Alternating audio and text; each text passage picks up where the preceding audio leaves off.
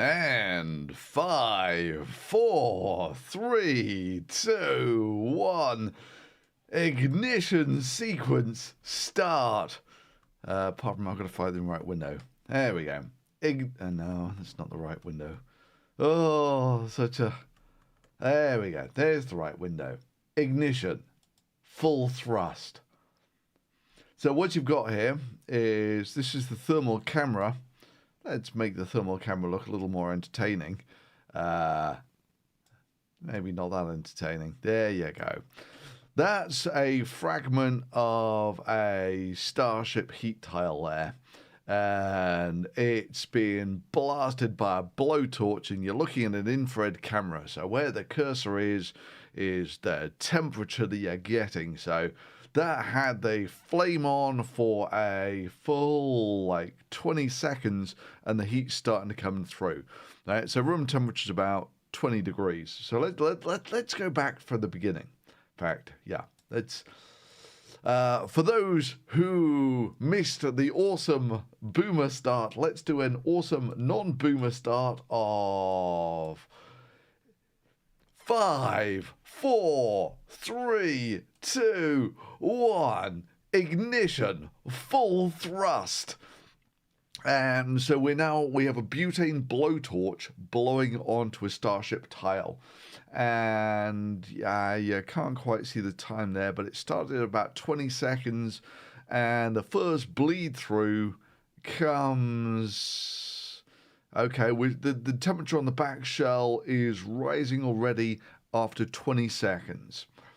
And so the nice thing about the thermal camera, of course, this is all recorded, so I can adjust after the fact the thermal range. It's exactly the same data. Exactly the same data. It's just that, if I want my hands to appear hot, like they are, because warm-blooded guy and all that sort of thing. But the temperature of the tiles, of course, is going to get significantly hotter than that. So we're up to about 60 degrees now after about 40 seconds, and we're getting bleed through. 100 degrees here already. And this is after a mere 1.5 minutes or something. By the way, we have Common Sense Skeptic here in the waiting room. So, yeah, hopefully I can manage all of this. So are you with us? Yeah, how's it going? It's going good. We meet. Excellent. Hang on, I might need headphones, otherwise there might be feedback. Okay, I will leave you to talk to the people. Actually, say something. Something. This is going to be something. It's third time, 10th time, 20th time blowing up, whatever it's going to be something. Okay, I've got to manage where all the audio is coming from. Let me just get some headphones. I will be back in just a second. All right. Well, hopefully people tuning in there today, or some of you have definitely been looking forward to me and Phil doing something together here. And who knew it was going to be the third time for what we've been calling the order of magnitude launch.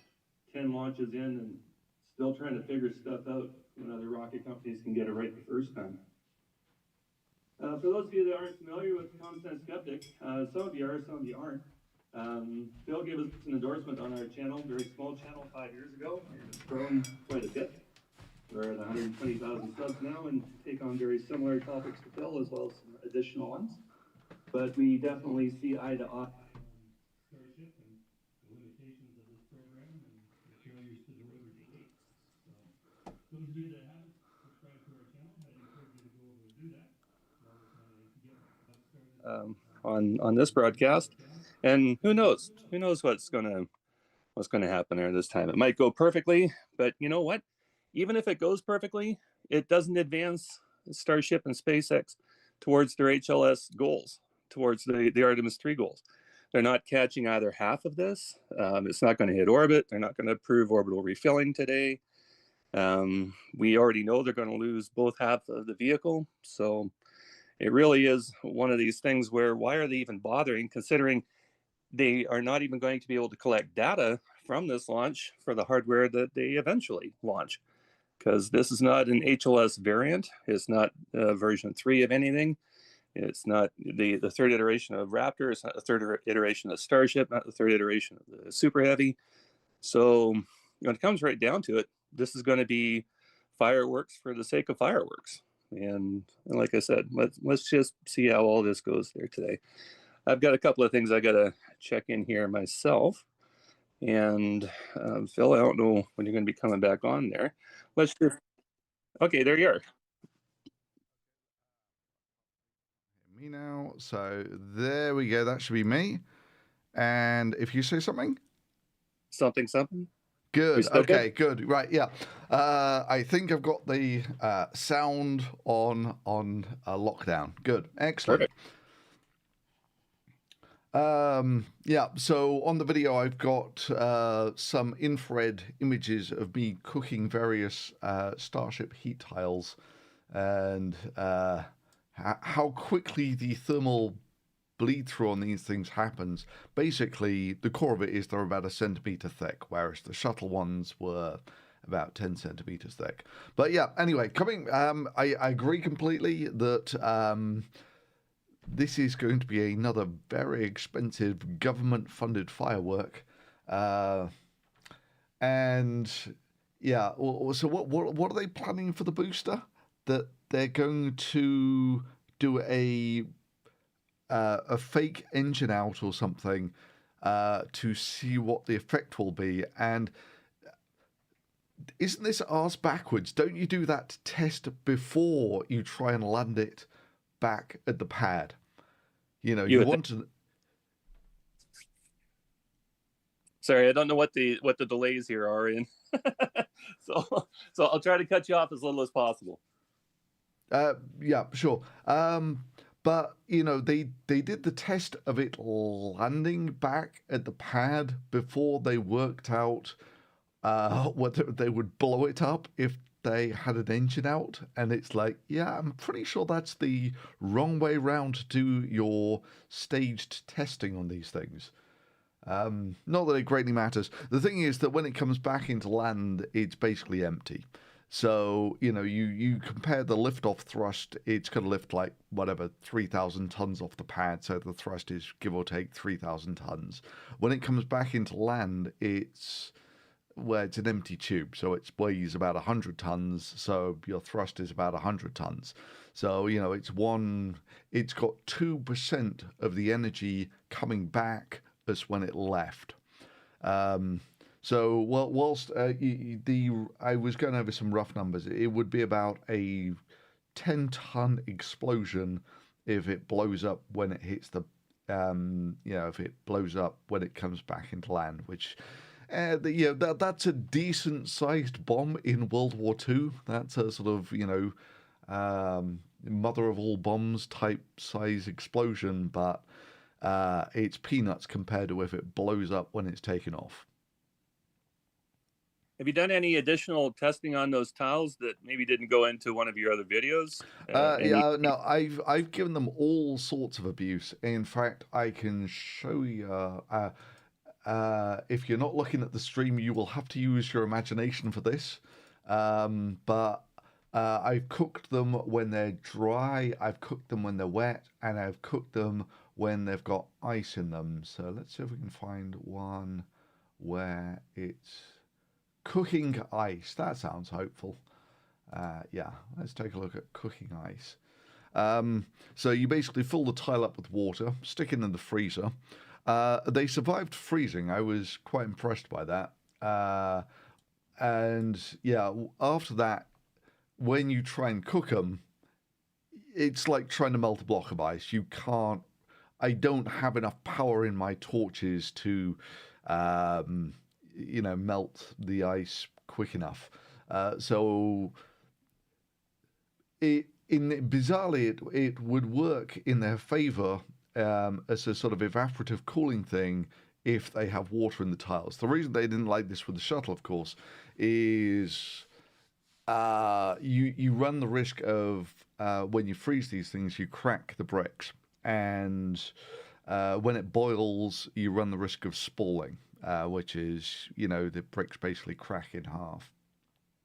And if that happened on the shuttle, people were going to die. With Starship, it's clear if you take a look at where they've taken the tiles off for for this launch, that they're basically taking all the tiles off down the middle. They're basically testing what happens if we melt holes in our ship, which they're never putting people on this thing. No, there's a lot of people that seem to think that if Starship is going to be doing Artemis 3, that it's going to be launching humans aboard, and they seem to forget that that's the job of SLS and Orion. In fact, the Starship's not even carrying people from Earth to the moon. It was supposed to meet up at the lunar orbit so that people could get off of Orion onto Gateway and then onto Starship. They seem to have skipped a couple of steps there.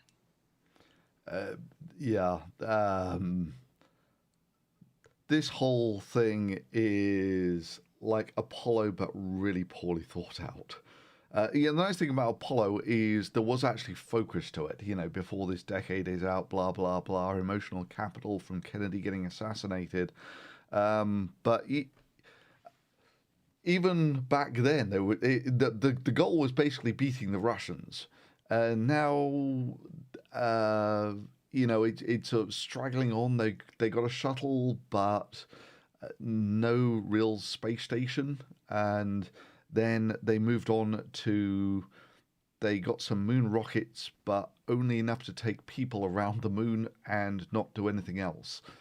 The whole thing just lacks any sort of coordination. Goals is where I would start on this. What are you expecting to learn by doing any of this? If the goal is basically just putting men back on the moon, we know how to do that. SB-287 showed them how to do that. Yeah, but fundamentally, are you going to learn anything scientifically by doing this? Virtually all of the science that came out of the Apollo was, 3 geologist field trips for, what was it, 15, 16, and 17. They actually had geologists sent to the moon.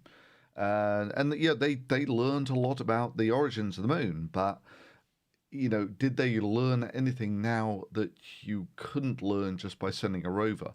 And if you take a look at the objectives of Artemis, the science they plan to do on the moon, it's pretty contrived shit for we're going to have people on the moon. We need something for them to do.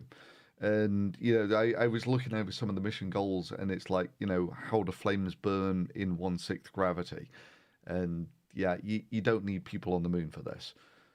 No. One of the things that they had on the NASA site that we discovered doing, the various episodes that we've done, is that there's an exercise there for kids, and it was how to design a spacecraft. And they don't start with the spacecraft; they start with the mission.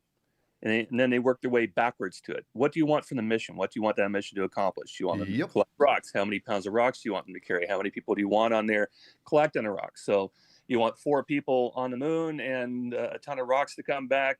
What type of vehicle do we need to land that can ascend, and get back and forth? So they work it from, that's their first principle. The ship is not the first principle.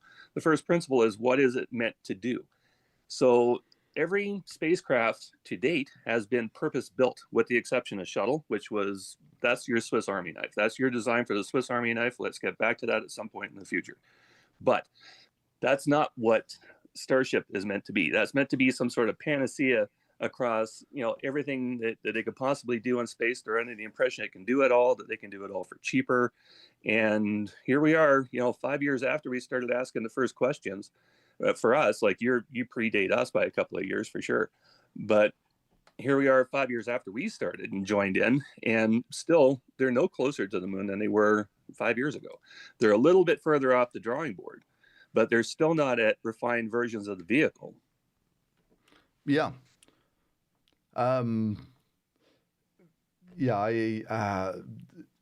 Optimistically, the only thing that Starship will ever do is spam Starlink satellites, which is yeah, this isn't the great glorious.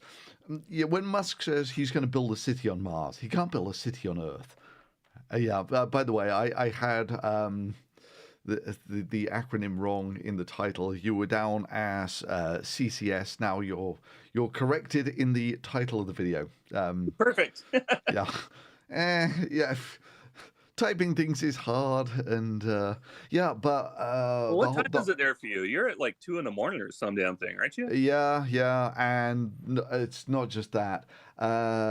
So yesterday, I was streaming the not launch, and I had to get up early to go to the dentist. So I got like 5 hours sleep yesterday, and Right. here we are doing exactly the same thing again today. And yeah, I'm a little bit strung out, but hopefully. Oh, by the way, the SpaceX stream is running. They're at 40 minutes to countdown, and yeah, there's signs of condensation in Florida. Blah blah blah. So it looks like they're going to give it a go again.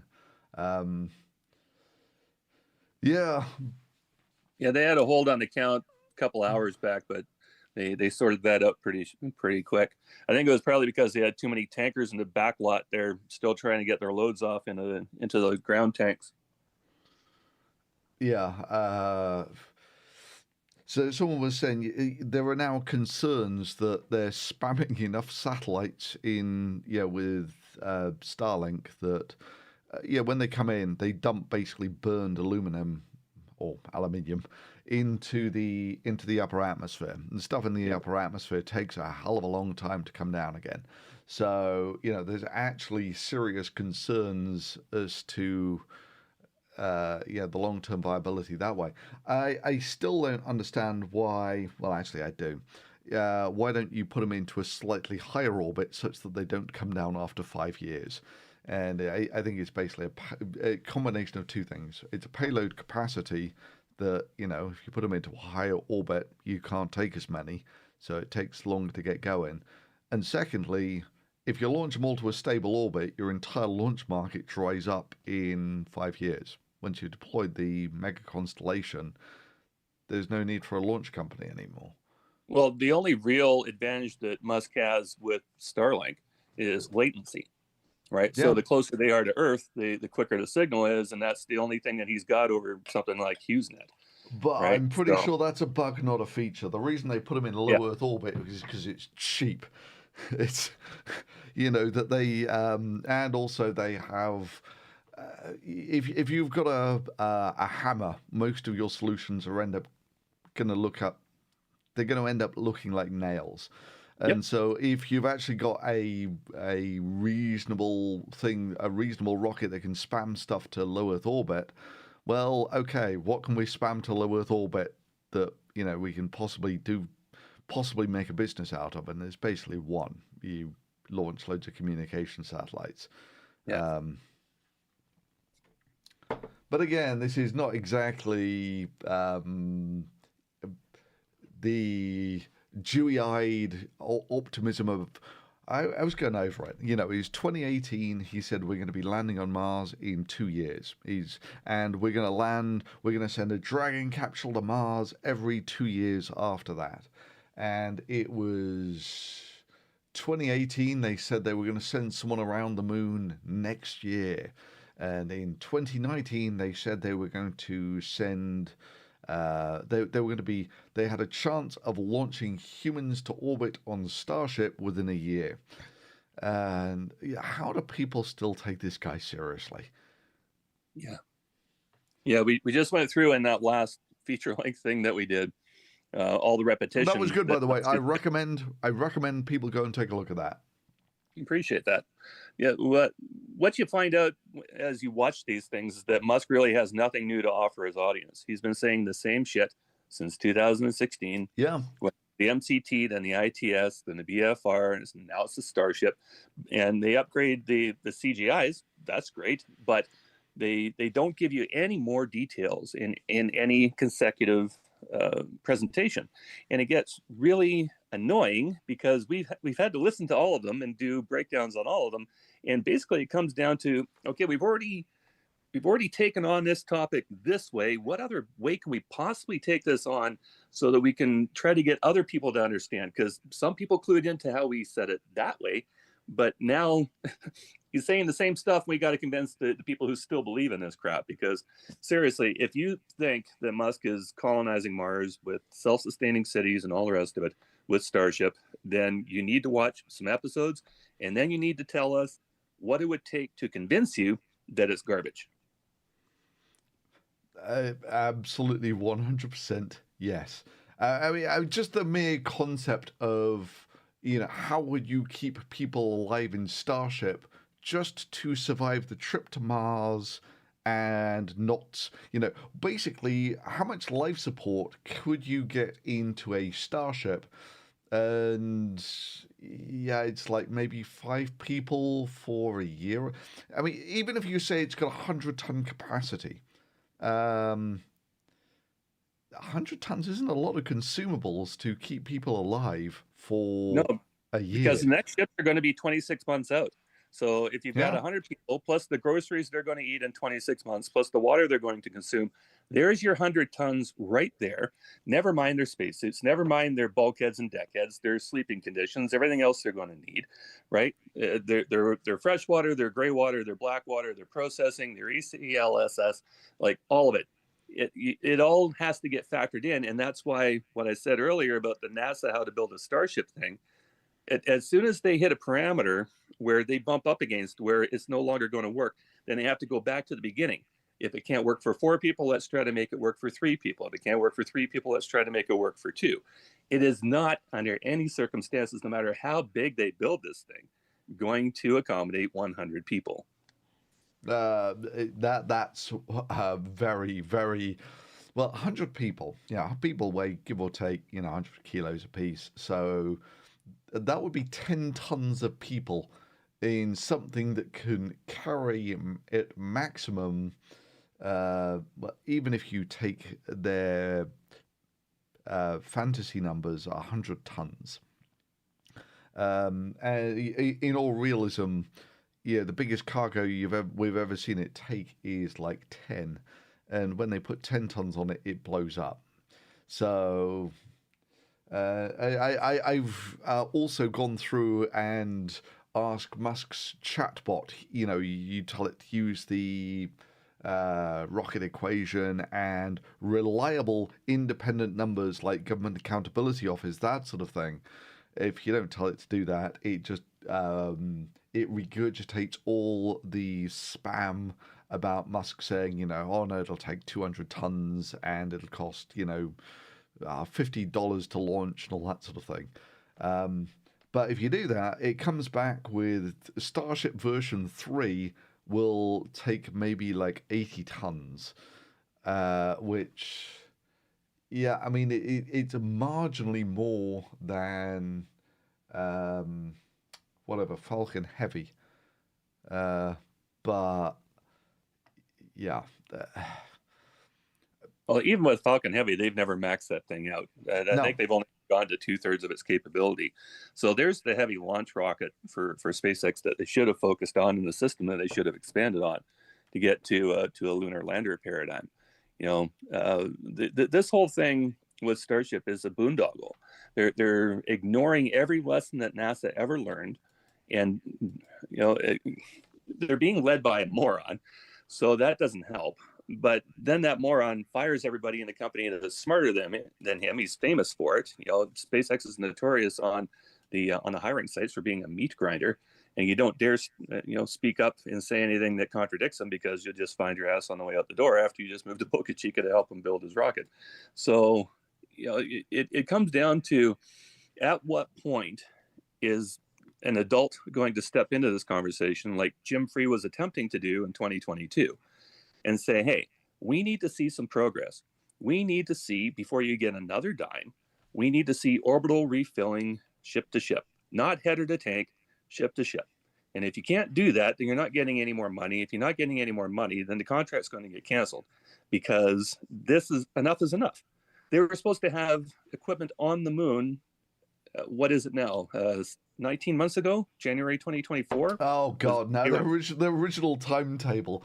Yeah. It was going to do the orbital flight test on the first attempt, and the orbital refilling 6 months later. And here we are, 6 years on from that. As you know, we're 6 years on from when he said it would be in orbit next year. But okay, we're 3 years on from when they said they would be doing the orbital launch test. 10 flights, and yeah, it's still trying to replicate. They don't know what they're doing. Nobody knows how many tankers it's going to take to refill this thing. And that's the point that Destin from Smarter Everyday brought up. You know, he figures, if I counted up the rockets in his frame correctly, he figures 28 refillers. That's probably about right. Yeah. Saying for 20. So what's the right number? Yeah. If you go on the basis that it launches more like 50 tons, but yeah, even if you can do that, they've not cracked the rapid reuse thing. No. Nor are they likely to. In the one thing I did learn about their heat tiles is, number one, the two biggest flaws are they have built-in cracks. The big metal plates are basically built-in cracks into the things. That's the one that's all the other stuff. These tiles will take a huge amount of punishment in that they're basically bricks. So yeah, but they're fairly fragile, and but they need to be waterproofed, and it's basically exactly the same thing with the shuttle. They're basically doing exactly the same thing that they did with the shuttle. They've not solved any problems here, and it's quite interesting actually. I occasionally look at some of the Musk fanboy forums, and they've just got this delusion that Musk will wave his technological hands at it, and they will solve a problem. And that's not how the chemistry works. Right? If you want to coat these tiles with something hydrophobic, that's basically oil. And that stuff burns once it gets up to 1,000 degrees. These are not things that you can science or chemistry your way around. Yeah. We're getting a lot of Tim's going to the moon comments in the chat, by the way. I felt so sorry for him. Like the day that he announced that he was on Dear Moon, when he did that whole, and we're going to the moon. I'm like, okay, as happy as you are now, that's how disappointed you're going to be when you have to renege on that, when you have to tell your audience that you're not going, because you're not going. I don't think he ever did. I don't know. I don't watch his videos on a regular basis. I watch the occasional clips of him talking to Musk, and he basically fills the role of a suck-up lackey there. Yeah. So I was watching him talk to Musk about, and Musk is saying, we've not cracked the heat tiles, and that they're talking about evaporative cooling, transpiration cooling. These are all things that were bounced around for the shuttle and basically discarded as secondary. They were much more complicated. It's much more complicated on two fronts. First of all, you've got to pack all your cooling material with you, and that stuff weighs stuff. And the second one is you need fairly high pressure pumps to get these things to work, and small tubes in your metal tiles, and those things clog. And of course, if they clog, well, okay, now your ship's going to melt, and it's much harder to repair and all that sort of thing.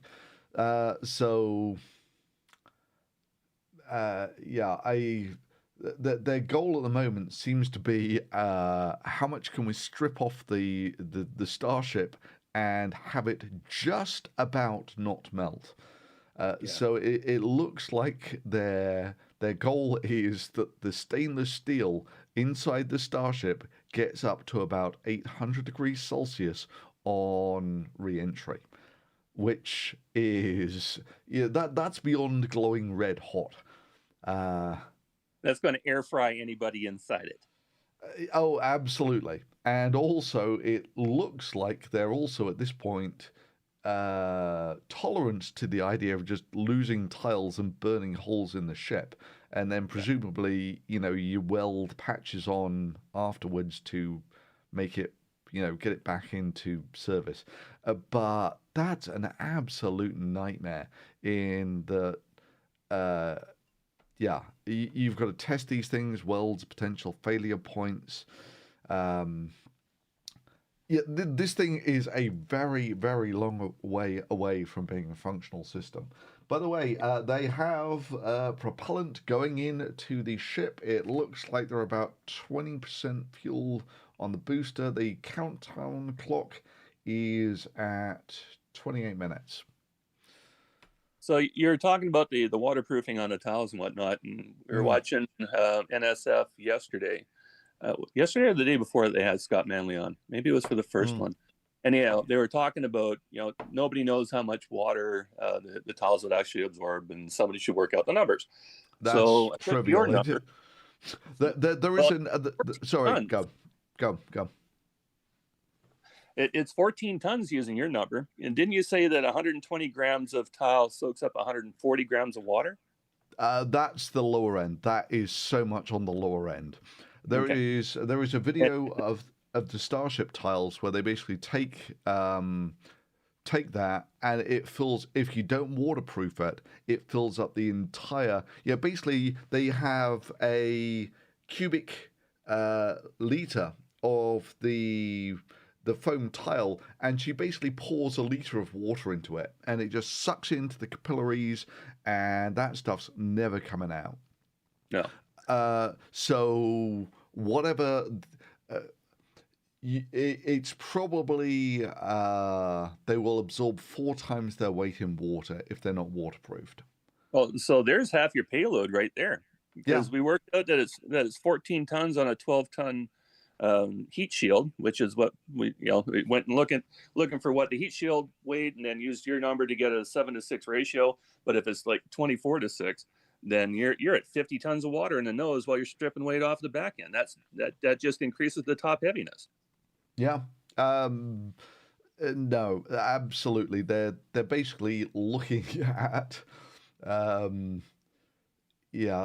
desperation things for how they can strip weight off this thing and just not have it melt.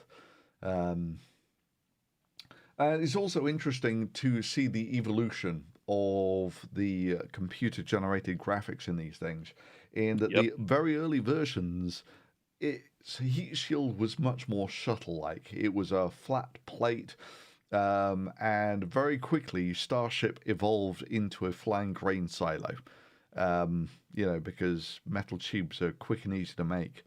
But even at that, they got the problem. You take a look on the inside, is that giant tubes are fairly floppy. So they have a huge structural brace that goes across the middle of the tube. Don't know how much it weighs, but... and now you got a flex point. It's... I'm pretty certain at some point someone will write an epitaph for this thing, about all the things that went wrong with Starship, and I'm pretty sure it's Musk came out with, I just want you to build the quickest thing that you can, and that was basically a metal tube, and so. Yeah, there are stories about him doing a similar thing with Tesla. He just sort of erupted into these shouting fits about, I just want you to make the most number of cars that's possible. Didn't care about anything. He just needed lots of them. Yep. And that was I forget which one it was, but what, the M3? Are you talking just volume? Yeah. It's. There was a story like that he just wanted to make something quick, and he didn't really care about anything else. It had to be quick. And I'm pretty sure that's the way it went with. Yeah, I did see an interview with Tim, where he was doing an interview with someone, and he was basically describing how when he saw the first model of Starship, that Musk had basically come in and said, "No, we have to put this thing together now." And so they built this giant metal tube, which, according to him, there was probably never a chance in hell this thing would work, but it looked impressive. It was a giant metal tube. And yeah, this was obviously back in the 2019 days when, they claimed they were going to fly it next year, but, no, they just basically had a mock-up. Which I guess now looks operationally indistinguishable from the real articles. I mean, this is the other eye opener: is that the shuttle had 5 orbiters and they had 5 heat shields. Starship has already blown up, give or take, twice the number of heat shields that was used for the entirety of the shuttle program, which. It's like, yeah, they're blown through these things. Yeah. And whilst the shuttle 135. Yeah. They cracked the reusability thing. It's just it wasn't rapid reuse, and yeah, Starship's basically using the exact same heat tiles. I'm gonna load up some more. I've got shoved through the outer rim of them. Yeah. Just so you know, I've got thermal. This one's a nice one. So this was cooking one of the heat tiles with. Hang on, let me see if I can give the viewers a quick description of what the hell they're looking at. And no, hang on. So I had 2 heat tiles. One had metal stuff in it, and have I lost it? Did my infrared stuff crash? It did. The files on the infrared camera are colossal. They're like, several gigabytes a shot. But hopefully. So you're showing the difference between the heating of the tile with and without that metal bar? Exactly. And the thing is, where that metal bar is, the heat comes through very quickly. It really is. You can see so this is it's full of ice at the moment, which is why the temperature on the heat tile is -9 degrees, because it's basically a block of ice. But where the hole where the metal is, it's already at 100 degrees. So there's basically steam coming out of there. And you actually get to see later on where the heat bleeds through, and yeah, once you boil off all the water, it's off scale hot where the metal peg is. And of course, that metal peg connects directly via a metal pin to the surface of Starship. These are the things that I foresee as problems with. Because basically they've got 2 differences from the shuttle. First one is they're on a stainless steel skin, which means that it can get much hotter. The second one is they're not gluing them, and glue. If you're using glue, you really don't want to get it above 200 degrees or something. And with the shuttle, I think they want to keep it below about 150 or something. But with Starship, they obviously want they're quite happy for this thing to go up to about 800 degrees, and so they can't use glue, and so they've gone for this metal pin attachment thing, which, let's just say it's got some obvious shortcomings. We're down to 19 minutes, by the way. We are roughly 1/3 tanked up on Starship. Yeah, this is going to be an interesting launch for sure. the equipment, like I was saying while you're getting stuff set up, and I had a bit of a monologue there. This ship really isn't going to prove out anything, right? They're using version 2 of everything: version 2 Raptors, version 2 booster, version 2 ship. So honestly, I think it would have made a lot more sense to wait until they had their third version, their third iteration of whatever it is that they're planning to use. But my question is, when are we actually going to see an HLS variant? When is that thing going to get built? When are they going to start showing us what the inside of that is going to look like? Been waiting for that since October 20, right? We don't know what the inside of this, and as soon as we have diagrams, then we can start taking apart the diagrams, right? To see, okay, is that feasible? Is that enough room? Is that enough water? Are we going to be able to store 26 months worth of food for however many people on this thing? But we haven't seen any of it. And that one white thing that was behind Musk in the 2024 presentation, that's just like a tourist shop, right? That's just something for you to poke your head in. That's not a build out. Yeah. When they actually put people in there for 6 months at a time, then we'll maybe start to talk. But they're so far away from that. I mean, personally, I think that they feel that this one is probably not going to go anywhere like that. So it's a great sales pitch. Musk can stand up and pretend that he is Tony Stark. But yeah, it's a fantasy. They are the best possible outcome for this is it spams Starlink satellites, which is why I think it's hilarious in your video where you go over all of the shortcomings. In Musk's actual presentation, he has these things landing on Mars, and they use the rendering of the Pez dispenser. Exactly. So they have starships landing on Mars with a Pez dispenser for launching Starlink satellites. And it's like, this is not serious. And it bugs me, even going back to, his 2016 presentation, where he just has basically a computer-generated image of people building a city on Mars. And, massive applause. And this is just basically pure fiction. You've gone through some of the details here. There are two things that kill it.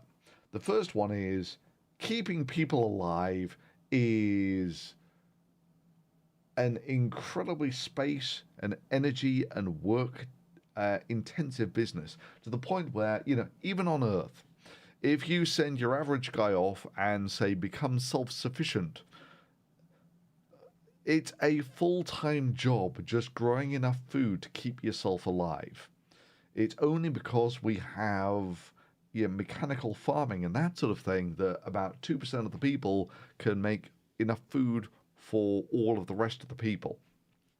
Yeah, and they really proved that out with Biosphere 2. If you want to see what an enclosed ecosystem looks like when 6 people are given 8 acres to sustain themselves with for a year, they couldn't do it. Yeah. So no such thing as a self-sustaining anything on Earth. How are you going to transfer that to Mars? There's just absolutely no way. And one of the biggest reasons why, just to kind of go off on a tangent here, one of the biggest reasons why this whole terraforming nonsense is because you can't make nitrogen.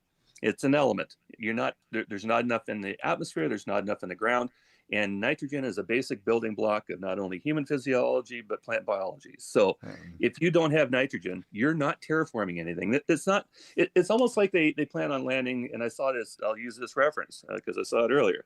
It's like they're planning on landing this thing in the middle of North Dakota and making a city of 1 million people there. And you know what? You couldn't even do it in North Dakota. Yep, you couldn't do it exactly in the middle of the grain belt. You couldn't do it. This idea that you're building a city of 1 million people. I mean, come on. He can employ was how many people work at SpaceX? 100,000, Yeah, 50,000, something like 80 or that. Yeah, so. exactly. So, and that's just employing them. That's not like building a city for them or something. Where you need all the infrastructure for that. And if you can't do that on Earth, the idea that um, I think we might even have the numbers backwards between Tesla and SpaceX. Somebody said 15,000 at that SpaceX. That's sounds, more right. yeah, yeah. I think that's right. SpaceX doesn't have that many. Uh, yeah, Sorry to and derail you. but yeah, I mean the point is still there that he can employ 10,000 people at SpaceX. How is he going to translate that into a city of 1 million people, not on Earth but on Mars? Where Yep. the biggest thing that he has sent to Mars so far is nothing. Well, They've been. he tried to send that roadster there and he missed. Oh, I had. That was back in the days when I really didn't follow him Right. too much. But I know it was Tar Penny, I forget. But it was Everhard. basically somebody else's roadster. He sent somebody else's roadster into space. Yep. Yeah. The guy who invented the car, Eberhard, was promised that car, contractually obligated to get that car. Musk fired it off into space on a Falcon Heavy. Just to be a dick. Yeah. And yeah, he got great PR out of it, but yeah. When you this is the thing that always amazes me though, because I've actually been to SpaceX headquarters now twice, and in fact I've got the image of it. Let me see if I can pull out the image of outside SpaceX, and we need to kill the infrared capture. That one. Oh, that's the Excel. That's all the launch data. There you Looks go. like Yeah. 12 minutes. Yeah, and so if you actually compare the size of the cars to the base of the rocket, they're comparable. The Falcon 9 is not a big rocket. Just built out with, and arguably, the only reason it exists is because it screws over the U.S. taxpayer slightly less than, well, not slightly less. Prior to SpaceX, it was basically monopoly price gouging. And so they funded a bunch of these startups to basically light a fire under the arse of these people who are price gouging them for launches. And yeah, now they've basically got exactly the same thing again. That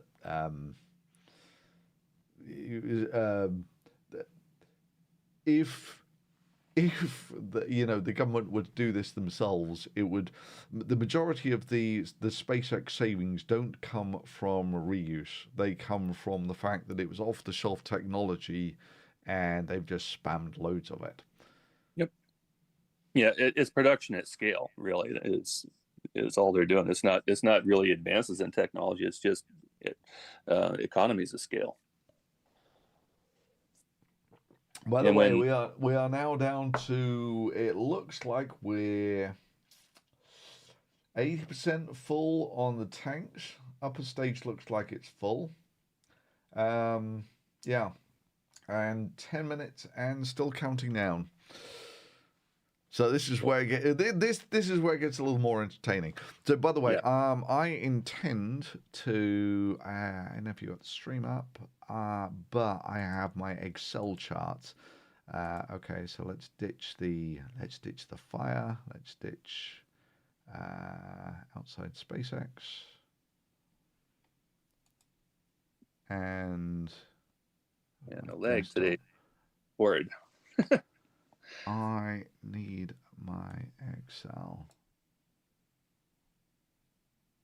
Okay, it does this.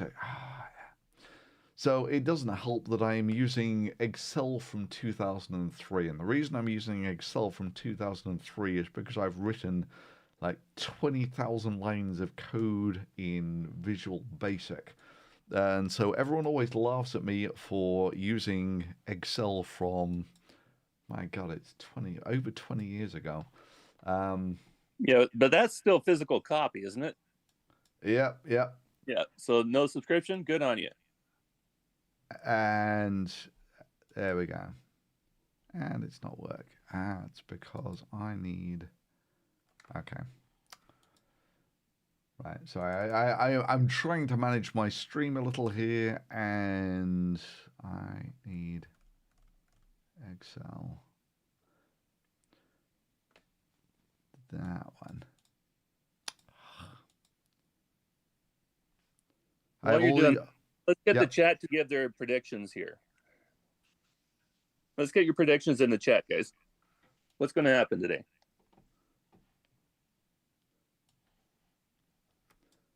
I wonder how many people think this is actually going to splash down successfully in the Indian Ocean. Oh my God! Just so you know, they are on the SpaceX stream. They have the image of the robot sitting like they're building in Manhattan or something. Yeah. There it is. That was a 20-minute segment. So dumb. Yeah. Hey. If you seriously, with a critical mind, look at that frame and see all the stuff in the background and how it's not connected and what it would take to put it there and the building that they're on and the 90-degree angles and how high they are up in the air and all the rest of it. If something in your head doesn't trigger that this is probably complete garbage, not possible in any universe, then we need to talk, because there's some education we can give you. Okay, just so you know, I have my graphs back, so now I can flip between all of the interesting stuff, like the booster reentry or the actual upper stage reentry. So the spoilers are the bit where it does all the landing burns, which is the part where people get really excited about. It's basically lost all of its energy by that point. You are not far off that. At that point, you could glide it in for a landing like the shuttle. It's just, that rather than putting a few tons into a landing gear, you've put a few tons into carrying enough fuel to do a burn. The landing gear, of course, would be more reliable. If you actually wanted to put people on this thing, they're into more of their fantasy things with. It's more CGI SpaceX than going to Mars SpaceX. And like you said before, even with the CGIs, they're not really paying attention to details. What's a Pez dispenser doing on Mars? Yeah. And what the hell would Optimus do on Mars? Like, if you put overheat, I can tell you. How's it going to do? Losing heat in a vacuum, Mars is essentially a vacuum, is hard work. So yeah, basically you send Optimus to Mars, it'll just overheat and burn out. Yeah.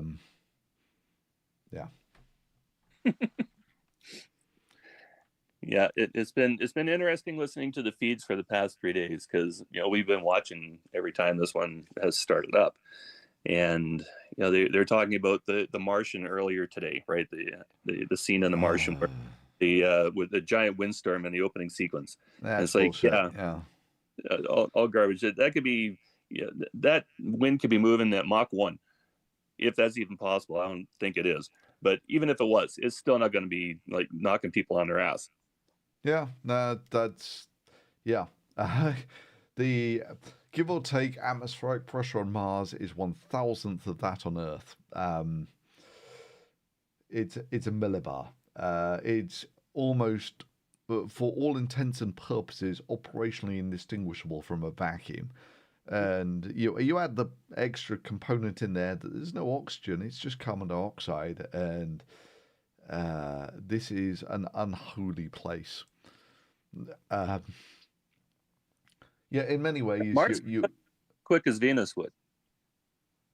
Yeah, at least with Venus, you get lots of photon flux for your solar panels, and there's no dust. By the way, we're down to 4 minutes 30 and counting. That's weird. It looks like there's strange ice patterns on Starship. That mid band that you're looking at. Yeah, I'm not entirely sure what I'm looking at. What the hell? Not to pull a CSS, but would that be where the common dome is? Be right No. around. Okay, there is, but you can also see where there is some sort of structural reinforcement. Basically, the reason you're seeing patterns like that is because of heat capacity. There's more stuff in some places than in other places. Yeah, so presumably there's quite a lot of structural reinforcement that stops this thing from collapsing. So this is the thing. When it comes in for re-entry, it takes up to about 2 Gs. So if you were to do that with just a grain silo, it will just squish under its own weight. So you need quite a lot of sort of structural braces. But of course, by the time you can take your own weight, 1G lying on your side, just gliding the thing in for a landing has a lot going for it. In that you can vent all of your fuel beforehand, and that means you're not a bomb when you land, and you're not entirely dependent on the engines relighting. So and of course you could in principle just build a runway where instead of a catch tower. But then of there's course people that are impressed with Falcon and whatnot. And Falcon's a workhorse. Falcon Dragon, that's a great combo. But it's 70s tech. Like we had the shuttle that was landing people on runways, and we went back to splashdowns. I don't know how the hell that happened. Yeah, well, yeah, the shuttle was an interesting concept. I mean, it's basically Starship version 1.0. It had all the exact same sales pitch that Starship had, that, they were going to launch them, a couple of times a week, and it was going to make things going to orbit so much cheaper.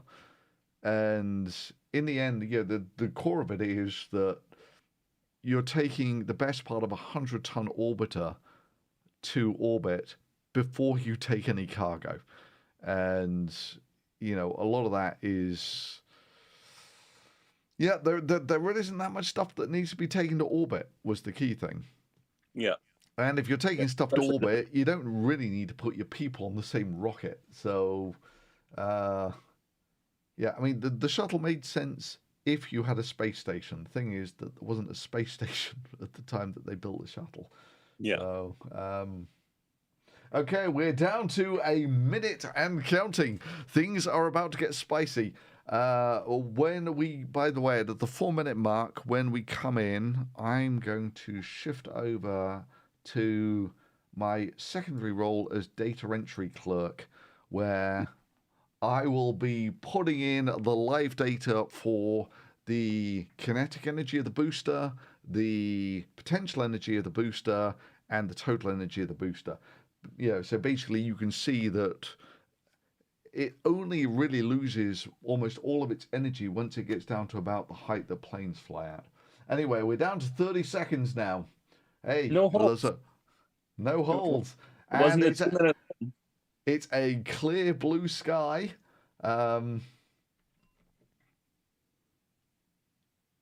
There's a deluge. Fire. 10 seconds. That seems to... Okay, 9, 8, 7, 6. You're 10 seconds behind. Okay. Okay. Refresh. Okay. But for everyone else, they're getting it from my stream, so... it's not blown up yet. That's nice. That's taking its time. What? It is taking its time. Yeah, what the hell? What? No, that's wrong. No. And brown smoke. Is okay. it? No.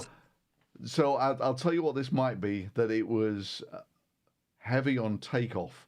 Um, the that seems to be going slow. I wish I'd actually plotted this up. I have the ascent profiles of like a load of these things. That's rotating. I'm on the NSF feed, and they're not showing all the parameters along the bottom of the screen, so can't Okay, see if the engine's out or whatever. no engine's out and it's stabilized now. Just Okay. flash through the sound barrier there. It looks like. So I think I was going through all the cutoffs. The booster normally shuts the it's 2 minutes 40, I think, is when they do the separation, and it's at about 4 minutes that it starts coming back. That's when I'm going to shift over to data entry clerk thing here, so we actually see it in real time. Okay, this is just the you're in the part of the atmosphere where it's cold. What altitude are we at? 20 kilometers. Right. So this is like where the very high plains fly. This is Concorde, that sort of thing. And we're out the bit where that you can get condensation. I think they're saying there's an engine out. I don't see it on the. I don't see it either. It's covered up by the thing that says live. So yeah, and okay. on my it's covered up by NSF. It's So spinning. It's spinning. It's got a rotation on it. It does. Yeah.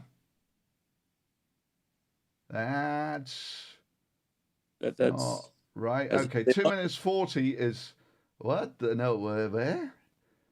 Okay, whatever. No, what this is going. Not sure if it's stabilized. Yeah. Oh, they're about this separation. 2 minutes 40 is when the separation used to happen. Hey, it's going further. Okay, there you go. So it's virtually all of the others did their separation at 2 minutes 40. This might be because they tweet stuff or something. Okay, right. I'm in a data entry clerk mode at I think the 3 minute 30-second mark. Okay, so and I need two numbers. I think both halves are stable here now. I'm not seeing any rotation on either one of them. Good. And son of a bitch, I need the altitude. Where's the altitude? Oh, you bitches. You bitches, I can't enter the data if they knew you were going to. They canceled it. Okay, so I can plot up the velocity. Fine, we'll do that. Velocity is 570. Oh, no, I pushed wrong buttons.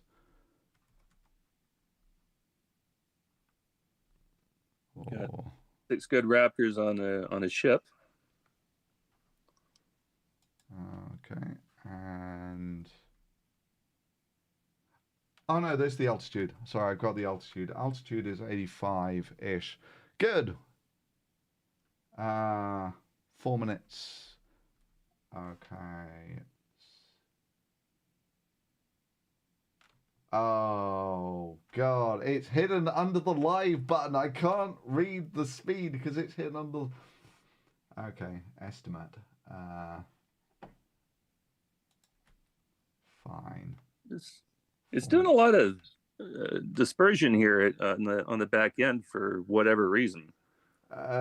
There's all sorts. I mean, it's still up quite high for it to be. Yeah. Dumping stuff or whatever. Like, I wish I knew. They have to vent like all of the stuff in the tanks, otherwise it's a giant flying bomb when it lands. So they only have their header tanks. Right. Okay. Let me see if I can actually. The ring beneath it, right, falling below it. Okay. We're down to 56 kilometers. and velocity is, I can't read that, 24. Ring's not visible in that shot. I think it actually went past the ring already. Yeah. And yeah, a giant hoop of, what is it? Is it titanium? That's what the fins are. I have so screwed this up. I'm getting reports in the NSF thing that the ship itself is spinning out of control. Okay. Like they're not Right. actually So going. this. Fuck it. I'm just gonna. Excuse my language. I'm just gonna go up to the previous booster. So this is the bit now when you see that glow on the engines. That's the bit where you would basically be here. You lose virtually all of the energy. By Black the time, and they're meant to be doing this. What? This is the simulated landing landing with flame out. Basically, an and excuse to blow up another booster or there goes. not. That didn't look too soft to me, but I'm not a rocket scientist. You're the closer one. Well, okay. Oh yeah. Okay. No, that's it dropping, and of course it explodes immediately on contact. If you've seen these things previously, and so this is. I don't know what they're talking about. They just went back to the ship at 708. That's where my feeds looks fine to me. Yeah, no, I mean, previously when they were doing this sort of thing, you could see immediately when it was spinning, but its problems tend to be much nearer the second engine cutoff, which is, I think it's about the 8-minute mark. Let me make this a bit bigger. Yeah, just for everybody's awareness, don't trust what is showing up in the NSF.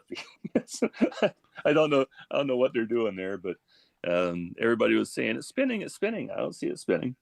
I think they might have been saying it was spinning with the booster because there was rotation on the booster, and I've not seen that before. So Yep. Yeah, something wasn't entirely right there, but this okay, have we? Oh, now we've got movement. Yeah, I see it as well. Yeah. Okay. Is that correction? Possibly. It's certainly not out of control like previous ones were. So yeah, two things to keep an eye on. The first one is this one, ship's attitude or whatever. Actually, you would see that just from the horizon of the planet in the background. It looks stable to me. Previously, by the way, when they've shown pictures of the bay like this before, you can actually see where it's burning holes in various parts of the outside. Oh, here we go. This is the second engine. So this is basically where it lost control on the last 3 flights. Okay, it's cut off and there's the smoke there. I don't know if that was just the final line purging there. Yeah, so on the previous flights, this is where it just started picking up rates immediately, and you could see it. It's not obviously spinning out of control. Don't show me people. That's they're just moving the flaps. I think. Oh, are they? What? Maybe not. No. No, that's the camera moving. Okay. No, fine. Yeah, I don't know why they're doing that.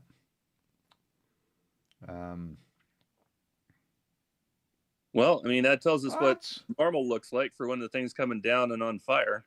So okay, that's interesting. They've got heat holes on the back of their flaps. Yeah, little bits of ice floating off at the 10-minute 30 mark.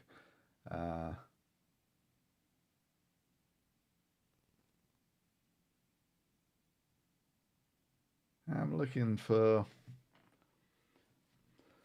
Right. So I still don't really Is there a know. little bit? Sorry. It's either moving sideways or it's spinning a little bit. Yeah. No, I see it as well. It's you're right. It doesn't look like it's just translational movement. Which is what it should be, of course. So I think previously what they had is they basically get holes in the wells or something on the tanks. And so once you actually get up into orbit, you start venting out of the holes. And that essentially acts as a reaction control system. And, there's only so much you can compensate for that. And so once the spaceship's picked up loads of spin, there's really nothing you can do about it. Yeah. But this doesn't.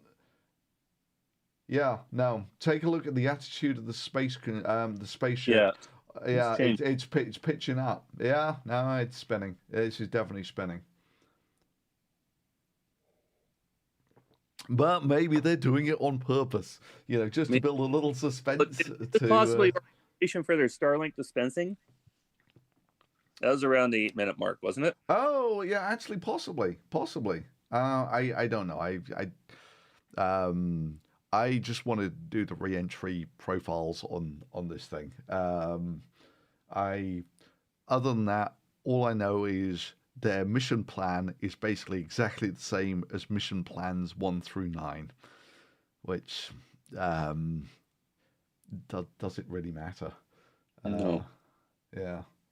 And They're supposed to be deploying, I think it's 8 of these simulators, which I don't know how heavy they are or where they're coming down, but the people in the Indian Ocean, they're all on the same ballistic trajectory. They will come down in the Indian Ocean. Okay, there's shit off of here that doesn't look right. That's fine. So what you're looking at there is basically mostly just ice. So when this thing is in Florida or Texas or wherever, there's shitloads of humidity in the ice. You fill up what is basically a giant tank of liquid nitrogen. All the water just condenses on the outside of it. And once you get into space, the ice just breaks off the outside. Ice, once in space, the temperature will very rapidly go down to minus plenty, and the rate of evaporation basically stops. And it becomes a comet at that point. You have to put enough thermal energy into the ice to turn it into a gas, which that takes a time. So that's all the little white bits that you see coming off. They're just little bits of ice coming off the. All right. Yeah. We're looking at the Starlink now at 13:30. And okay, this is another place where you'll actually see if it's spinning or not. Previously, when they were doing this, there was also loads of ice on the inside, which is maybe suboptimal. But all those little ice particles on the inside, you could actually see very well when the ship was spinning, because those little ice particles were whizzing around. Because they don't know that the ship is spinning until the ship collides with the little ice particles on the inside. It's generated its own nebula again. That this thing seems to vent an awful lot of gas, and I still never really worked out what the hell's going on there, because you vent stuff into space, and gas in space just runs off at the speed of sound. So I've never quite understood how they get this nebula to form around. There we go, little bits of ice floating around on the inside. As you called it. No, the ship's pointing backwards now. Right? If this was some great maneuver, you would expect it to be pointing straight up. Maybe, I don't know. I'm seeing yeah. You see the Yeah, it's like a ghost going from left to right across the screen. That's they had that on one of the earliest ones. That was the earliest sign that the thing was spinning. Whoa, what the hell is that? That's not right. That's very not right. There was gas vented from somewhere at that point, and it condensed. Like, you vent liquid nitrogen or oxygen or methane or anything like that into a vacuum, Again, the evaporative cooling, it's a minus. With all of the cryogenics, the difference between when they're liquid and when they're frozen is relatively small. So you put them into a vacuum, they basically turn from liquid nitrogen or liquid oxygen to solid oxygen very quickly. And yeah, so that looked like what that was, is it was a gas leak from... Well, there's more plumes of it now. Yeah. Yeah, that's not right. And also, yeah, so when you see stuff on the inside, it's in free fall. So if the ship is moving, you basically see all the particles in the inside. But the weird thing is the pitch of the spacecraft really hasn't changed. It's at 10 o'clock or something, assuming that I'm reading this correct. Oh, I might not be. I think they've updated. Oh, for like a gimbal. Yeah, they've got a gimbal thing on there now, and it's too small for my old eyes to read. So, And but yeah, my iPad. yeah. So are they going to try and open these doors, or... Yeah, it's moving. You can see the drift on the... Oh, that's... So the only thing above What the hell is... Oh, did they relight the engine or something? That would account for what you saw. But I didn't see any animation of engines relighting. Well, if this is in the payload, the only thing with gas above them is going to be the header tanks, right? Exactly, but if you relight the engines, everything will accelerate down to the bottom, which is basically what you just saw. But I don't know. What I do know is that every time they've tried to open the pod bay doors, it's failed. Which is seeing as this thing is basically a garage door, it really is a giant stainless steel door with some sort of linear actuators on it. Yeah, it doesn't seem like it would be the biggest technological challenge. No. And Are we also change there? Just so we're absolutely clear on how entirely empty this actual vehicle is. All the previous views that we just had were of an almost entirely empty Starship.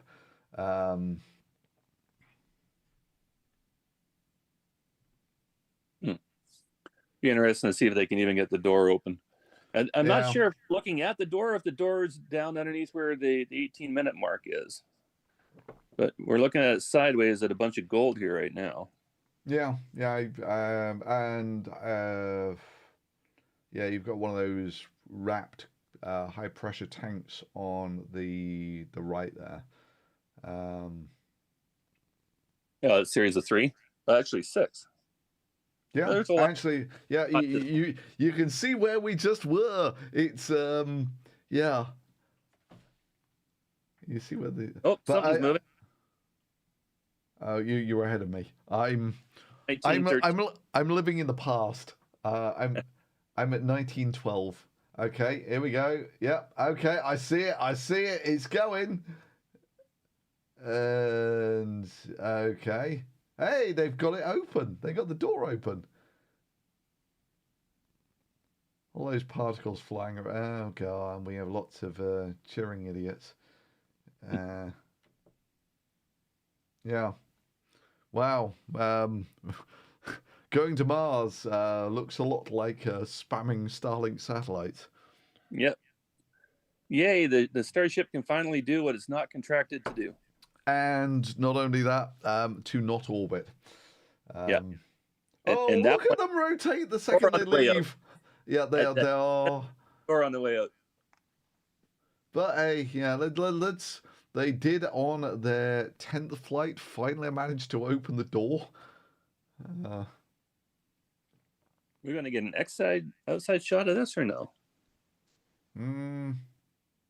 You would hope so, but I mean, you could see from the second that they're sufficiently dummy payloads that there's no control thruster on any of this.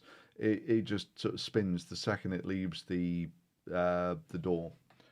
Yeah, there's still enough atmosphere even at that altitude to cause some drag, right? Yeah.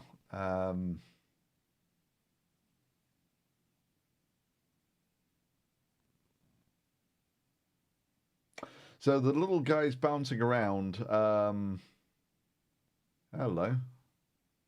Have we? I don't know. Is it?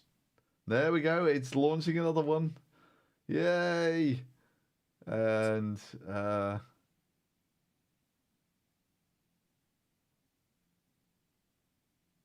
okay. Oh my God! It's coming back in.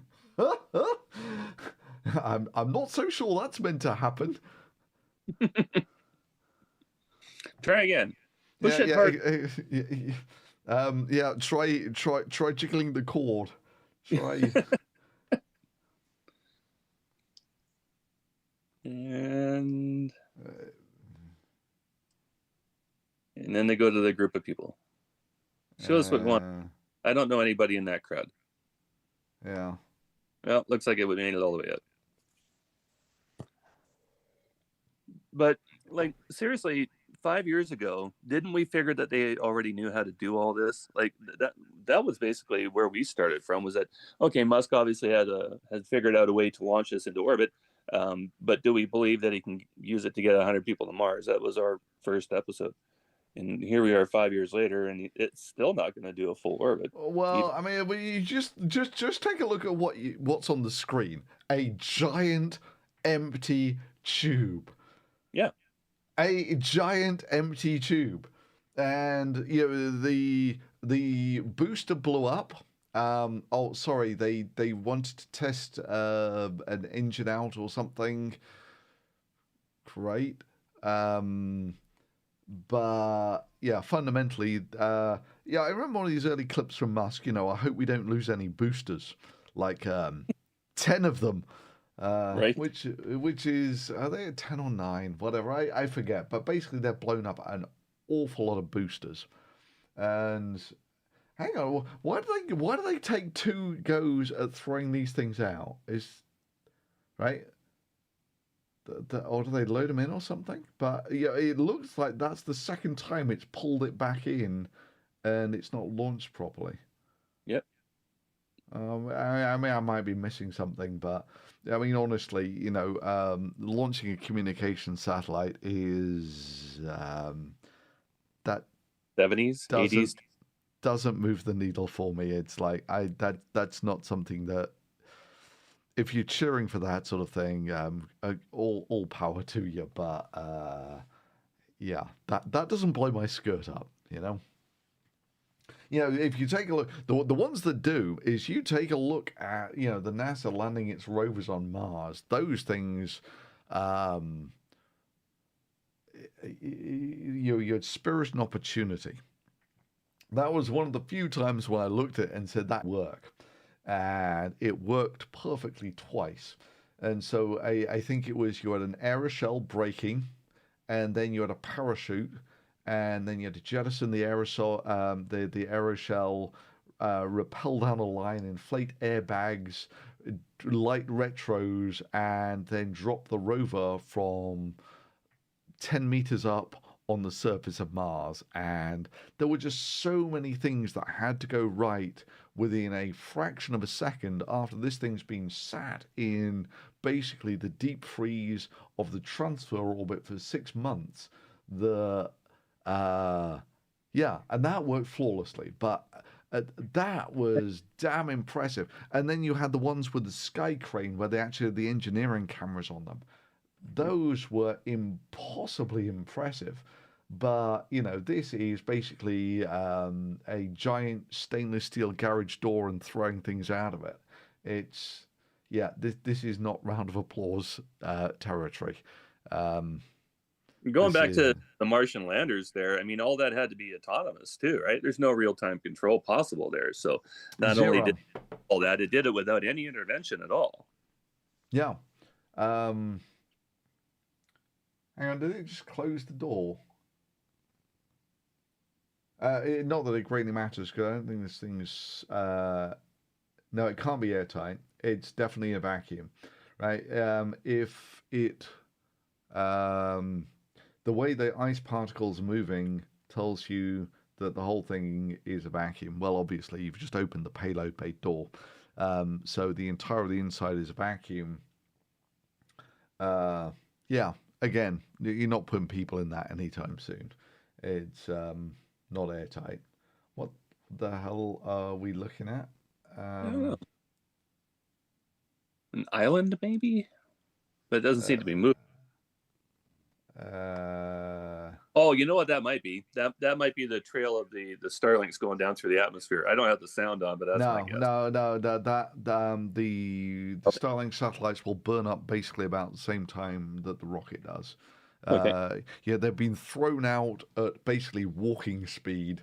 This thing Yeah. is traveling 8 kilometers per second.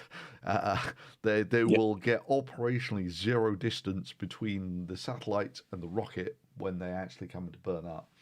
Yeah. Um, They certainly weren't being jettisoned at the same rate as the CGI that they had earlier.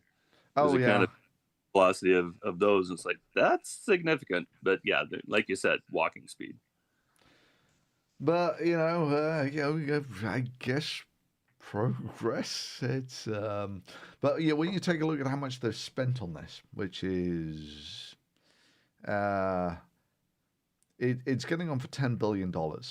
Yes, there's a year Ru- burn rate. What Musk said. yeah, and a lot of it is just burning capital investors' money. He sells them shares at some crazy high price, and then basically SpaceX just burns the money. Yep. Um, and it's about $1 billion a year that they get through like that. And Yeah, and each new funding round, that same amount of money gets you fewer shares because the valuation is stupid. yes, yeah. Uh, Again, if you're to do the price per earnings, it's they're 100x for things that don't conceivably come close to something that would justify that sort of. Markets are not rational. I think it was Friedman who had one of these sayings that the market can stay irrational longer than you can stay solvent. Yep. Basically, if you're betting purely rationally in the market, um, You're there's gonna a lose. rate. Yeah, pretty much. It's okay. We're at the 30-minute mark. Re-entry interface.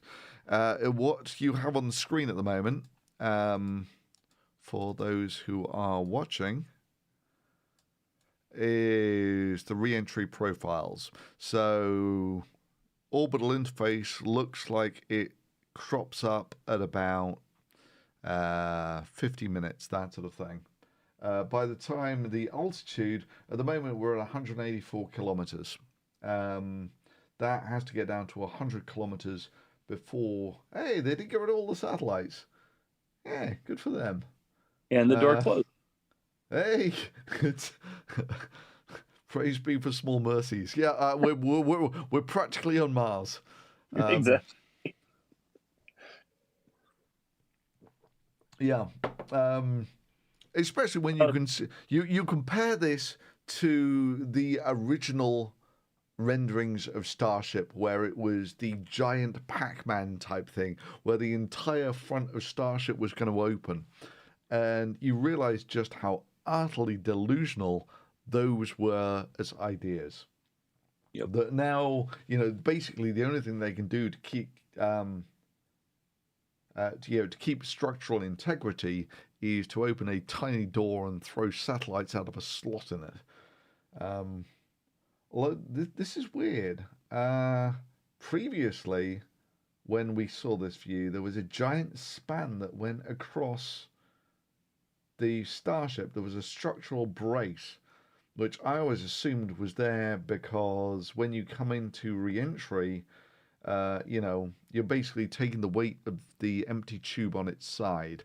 And so if you don't have a structural brace across it, the whole thing just basically squidges down. There is movement here, right? All those little particles moving around. That's That doesn't look like random evaporation to me. Right? So when you get little particles of ice in a vacuum, they sort of behave like little comets. So if you warm them up on one side, they will generate thrust from that. But what we're seeing at the moment, I mean, you see the snow. You see the snow inside of this thing. Hmm. It's all moving in one direction, which. But yeah, I take a look at the orientation of the vehicle, and the orientation of the vehicle doesn't look screwed up. So, and if you take a look at the differential lighting, the thing that previously made it look like it was rotating, looks stable now. I don't know. But yeah, we now have a completely empty starship, and oh god, we got 20 minutes to kill before the next interesting thing happens.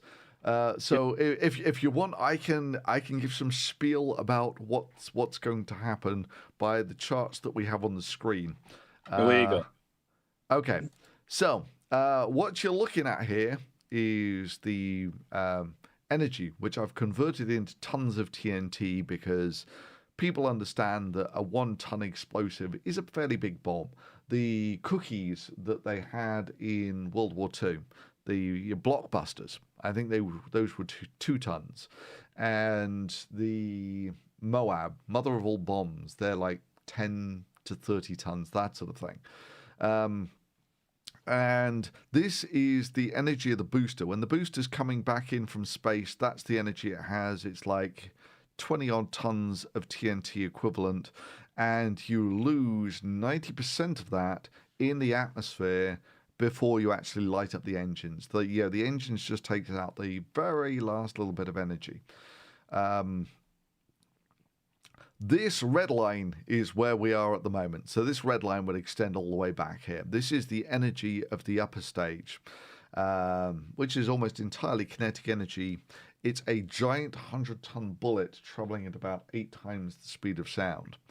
And yeah, that's got to lose all of that energy. So I think this was Flight 6. Flight 6 was the last one which you might have called a success, in that it didn't blow up, didn't lose control, and made it all the way back through the atmosphere. So these are actually taken from I think it's Flight 6.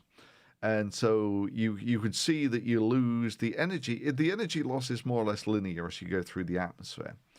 The density of the atmosphere, however, is not quite like that. So someone was asking the other day, why don't they just come in on a lower trajectory, and then they don't have to worry about this peak heating thing. And the thing is that when you're actually coming into the atmosphere, so this is now your altitude versus time. And so you 100 kilometers, that's when you pick up all the pretty purple colors for the first time. And yeah, so for the first little bit, there is basically no atmosphere there at all. So you get very, very little in the way of slowing, which you see on this lower chart here, which is the G-forces that you're actually picking up with Starship. So 10 meters per second squared is 1 G. That's basically standing up.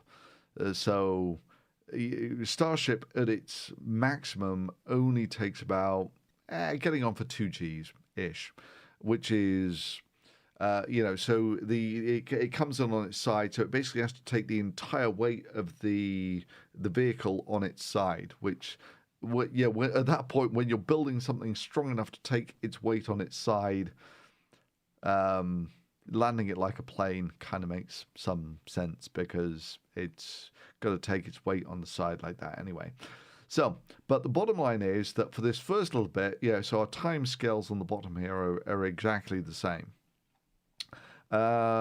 For the first several minutes of re-entry, so this is re-entry, once you get to 100 kilometers, all of this bit here, the first 5 minutes when it's all glowing, all pretty colors, you're basically getting no deceleration.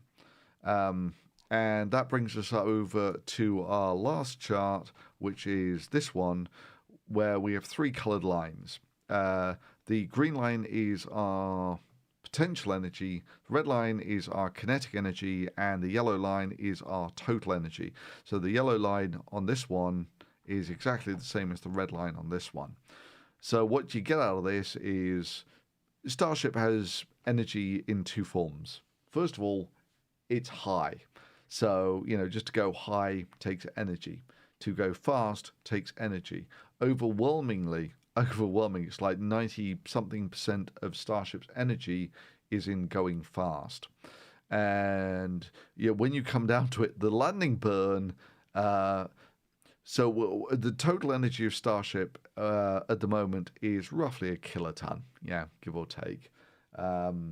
And the landing burn, the bit that people gush over is it's literally you're burning a few tons of energy of fuel to lose that very last little bit of energy. And honestly, by that time, you could just land it like the shuttle. But actually, I'm just taking a look at the feed. There is gas leaching from this thing still. There's a lot of flashing, and it looks like the ship is spinning, but the gimbal's it's pointing backwards now. And previously it wasn't pointing backwards; it was pointing upwards. Oh, it's for the launching the satellites, you didn't have to do any of this, right? If all they wanted to do was test opening the door and throwing the satellites out, the positioning of the craft doesn't greatly matter. I mean, I suppose you might want to do it just to show your reaction control systems work.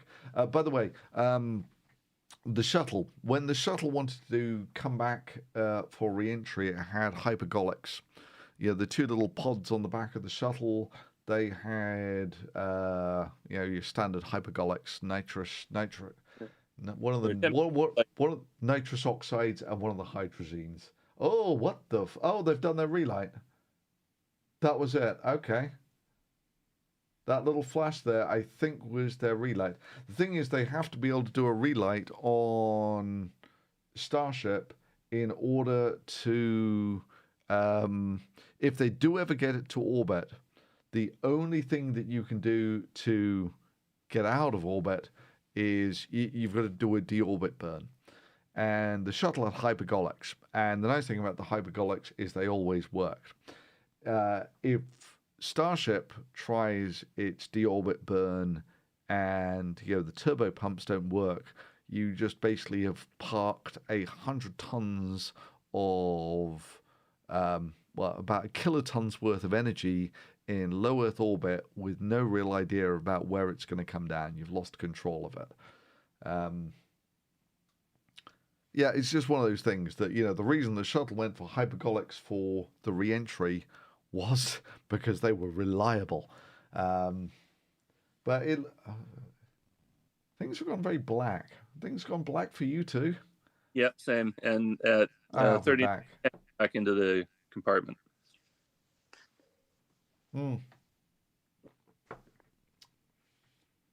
Okay, we are over Africa, South Africa.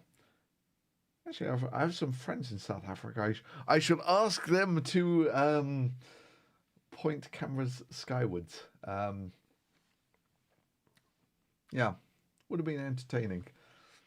But yeah, so this is the first time that it's done something kind of useful, I suppose. Okay, so the star cam's here for the time being. Oh, there we go again. Oh, there's pieces ripped off of the. What is that?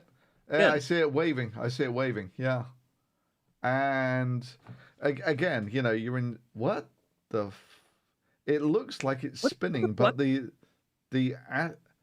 what the hell's going on? Why is? You can see where all the tiles popped off there. There's like 5 missing tiles off of that aileron or whatever the proper term is. Yeah. Yeah, all that's left is the bolts. Why are the lights going on and off? And it's pitched up again. Yeah, these are the things where you actually play the whole flight. I did this with gazillions of. I went through and did this with all of the flights. Oh, yeah, it's pitching up. It's spinning. I think there's a hole right through that fin, isn't there? Like right at the. Yeah, Right at I see it. I see it. Yeah.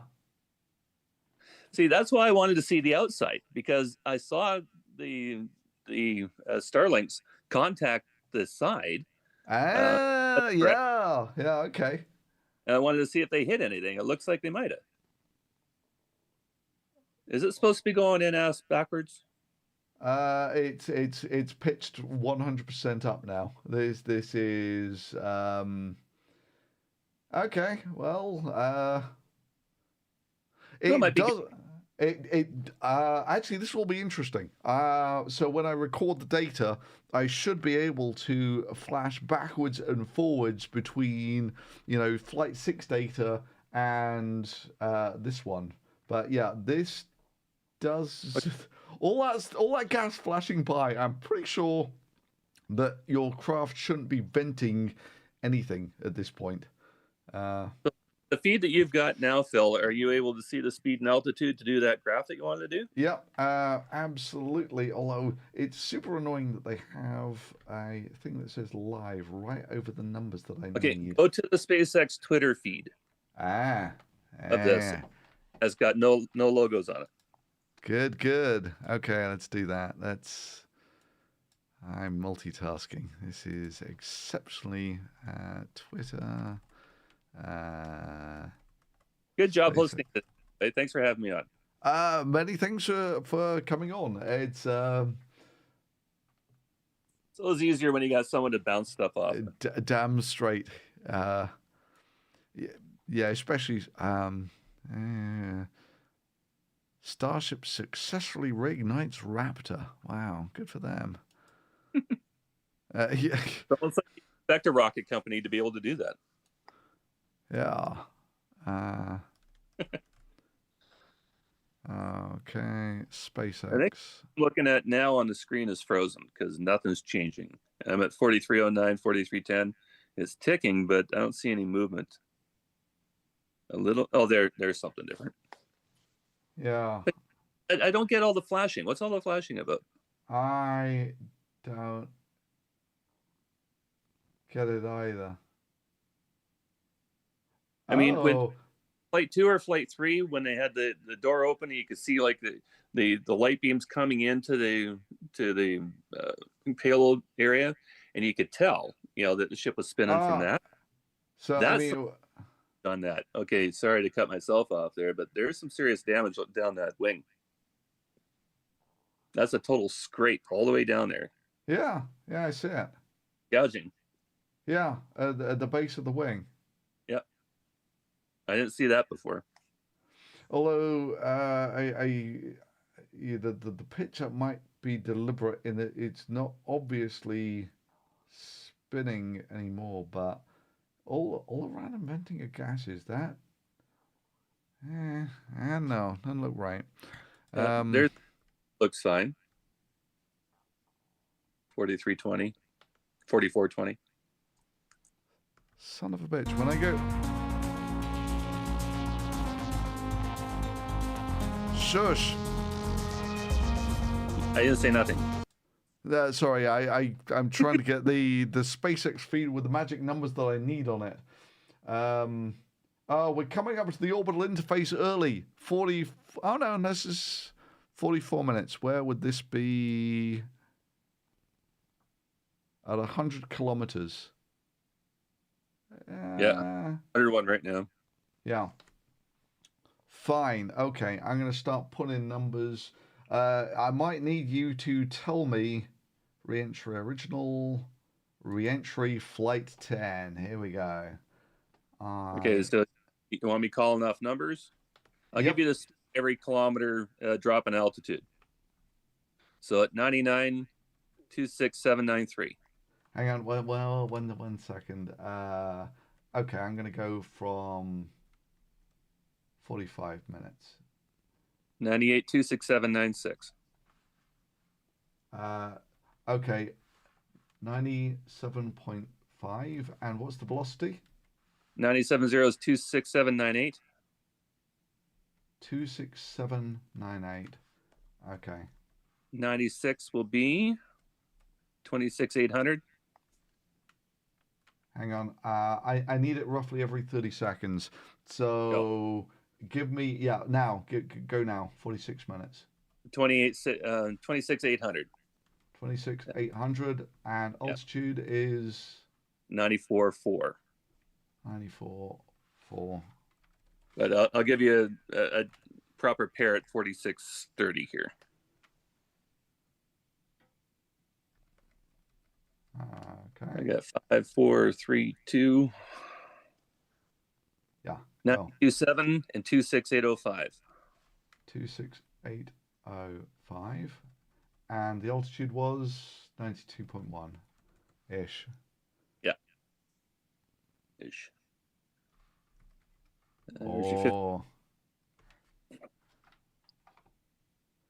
And the altitude has to be able to go down to. So 5 seconds to new. Okay. Yep. 90 kilometers, 26,802, and we've just had something explode. Oh, what the fuck? Okay, yeah, what was the velocity? It was 26,800, I think. 802, 26,802. Somebody else can. Yep. Got a lift Okay. by the blow up.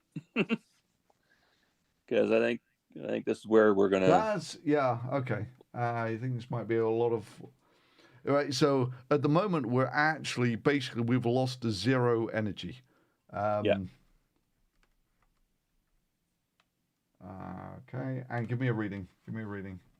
86 and 27682 at 4735.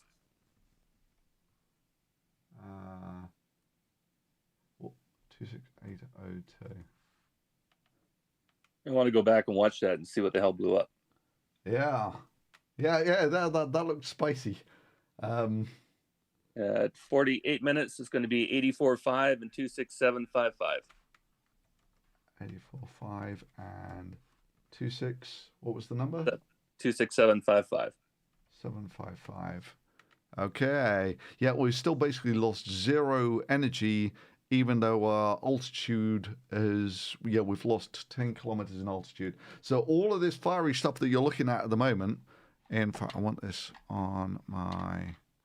3, 2, 1, 82 kilometers and 26700. 26700, 82. Good. So this is what I really wanted, is that even though you're all this fiery... Oh, yeah, even though you got all this fiery stuff, that looks... You see a big hole in the skirt. This is... Actually, this is going to be very entertaining if we get nice views of that. But yeah, all this fiery stuff that you're looking at the moment, we've basically lost 0 energy of our 700 or so tons, we've basically lost none. Okay, we might have to improvise some numbers here. We've missed one. 78-ish. 75 and 26540. And speed's dropping quicker now. Yep. Okay, I'll give you the 4930 and 2, 1, yep. 774, 26468. 26468. And what was the altitude? 77-ish. It's good enough. We don't need to be super precise. We'll get it on the averages eventually. You can go back. Watch. We're getting nice little rainbows off it. Oh yeah, you see all the little bits coming off and burning up. And basically we've lost no energy so far. 75.5 26270. 75.5 270. Okay. Yep. Okay, I've screwed that one up. And we got a gas vent out the side here, looks like.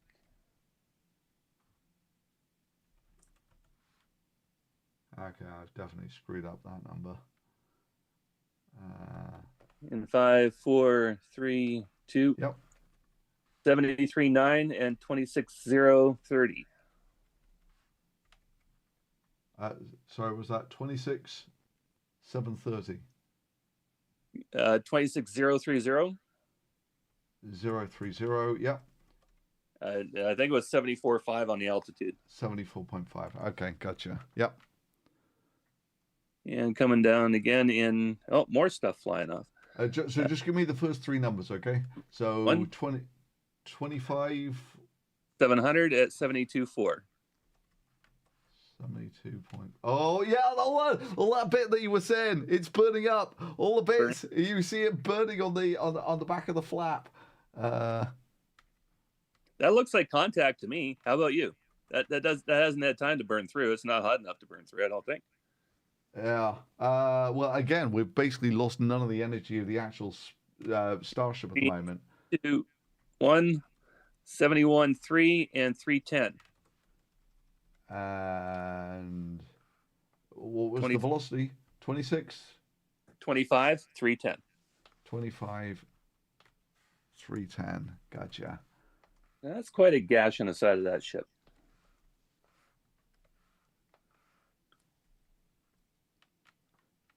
Yeah, I've clearly screwed up some of these numbers, but it doesn't matter. You can still see that we've lost. Oh, yeah, okay, do it. 7.2 and 880.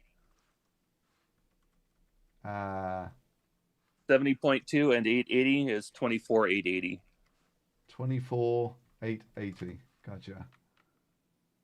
You can go back and reconfirm all this stuff later too. Yeah, so we've lost about 10% of the energy of the Starship at the moment. And yeah, so all this fireworks stuff here, it looks very impressive, but yeah, the bit where you're going to lose most of the energy is, I think it's about 50 kilometers it works out, which is, yeah, so it's the next 10 minutes is where it gets really exciting, and yeah, we're already melting. Yeah. Look at all that burning metal. Okay, yeah. Where are we at? So I'll give you another one in 5 seconds here. 3, 2, 68 and 930. 23,930. 23,930. Gotcha. Okay, so I can actually read the altitude, so I only need the velocity, okay? Okay, good. Teamwork, and then we can just enjoy watching it burn up for the rest. Yeah, all those sparks and the such like. That's not good. 5, 4. In fact, actually, yep, do it. 23,321. 23,321 at 66.7. Yeah, you can see we are. Actually, no, it might be linear. We might be still okay, more or less. Oh, flaps moving. So on the previous ones, you can actually see it burning. You see the heat blush on the metal. Okay, and altitude 65.7. Velocity is 2750. 22. 750. 750. Gotcha.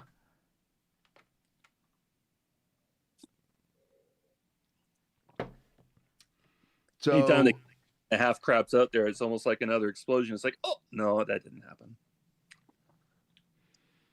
Yeah. And yeah, so I think yeah, when the Columbia burnt up, it was about now. This is about when you're getting yeah, the most heating. There's enough atmosphere that you can get real heating, but yeah, once it gets much denser lower down, you don't generate as much heat.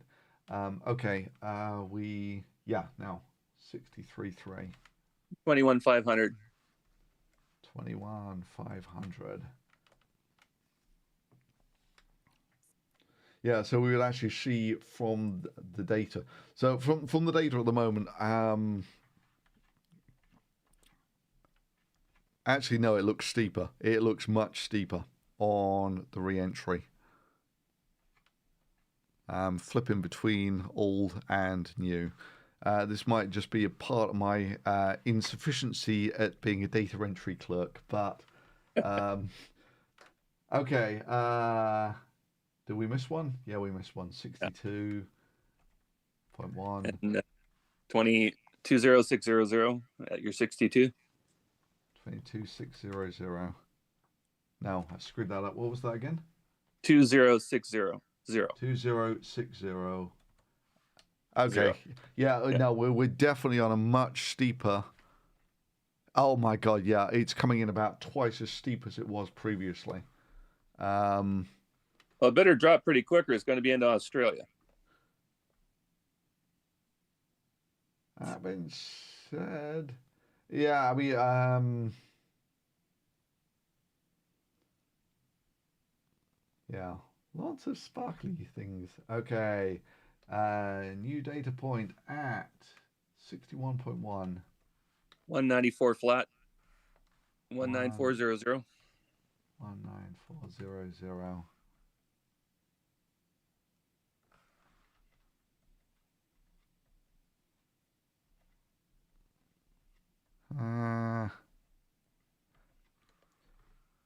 So Okay, what we will see. waiting?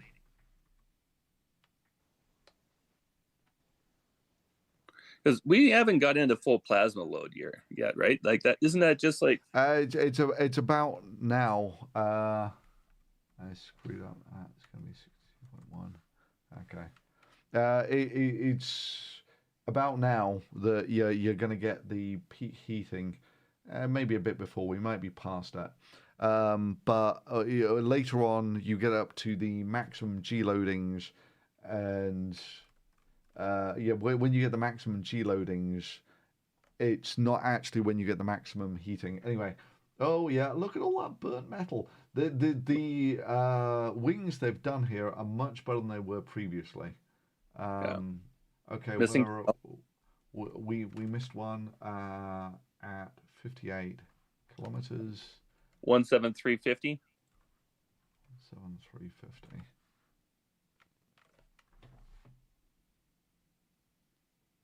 This looks much steeper. I think we might have just screwed up some of the data points. Okay, let's do another one now. It's 58 minutes. 16720. 16720. I think the steeper re-entry might just be down to what? Take a look at the it's basically look at the altitude, the attitude of the craft. It's Straight down. yeah.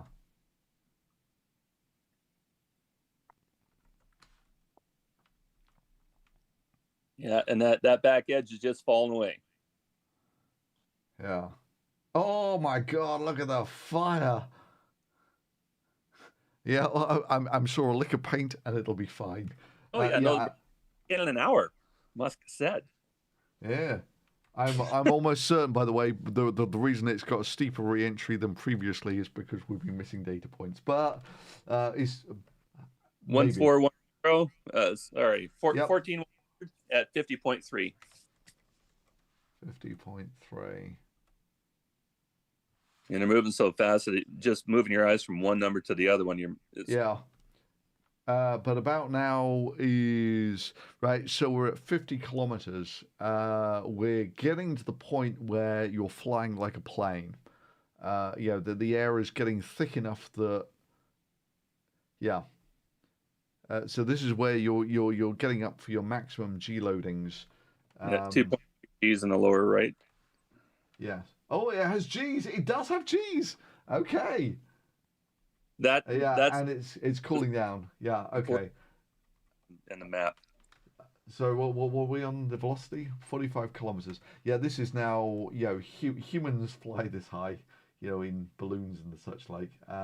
What's our velocity? 44.4 and 9,900. 9,900. Yeah, you're losing the velocity like crazy. But of course, it's the r squared thing on the velocity, but not the r squared, the v squared on the kinetic energy. Ooh, yeah, very burnt flaps. Yeah. very singed. But you know, if I'm being fair, you know, if you took a look at previous examples like this, you could see all the heat blush.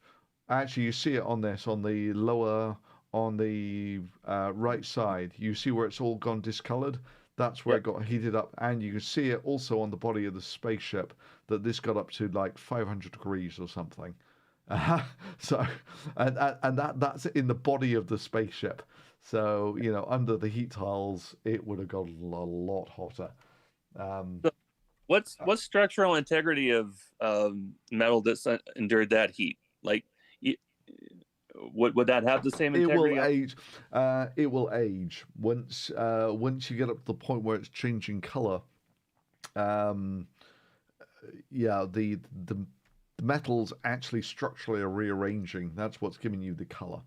Um, Now, stainless steel is incredibly resilient stuff, but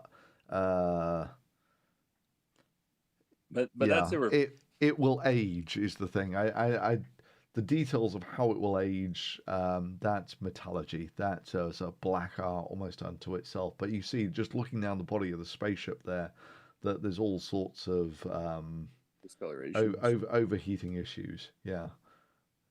beyond the Um, metals, because that's the black line there. so it may well be that you know every piece of non-insulated electronics in there, they don't really care because they're not reusing it anyway.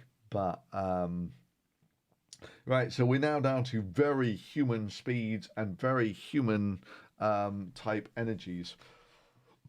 So we're at 30 kilometers, which is, you know, this is like super high planes. Planes typically fly about 10 kilometers. And what's our speed? So 31.8 and 3200.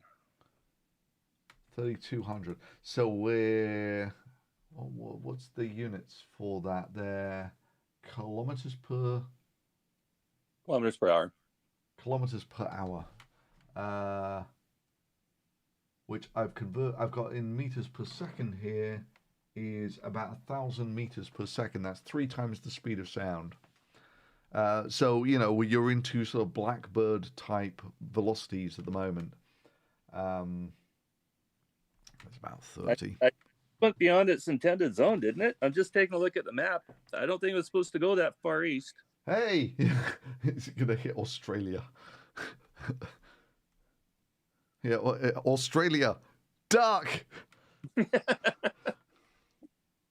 Yeah, people in Perth ought to be able to see this. Maybe not. It's only Yeah. up 20.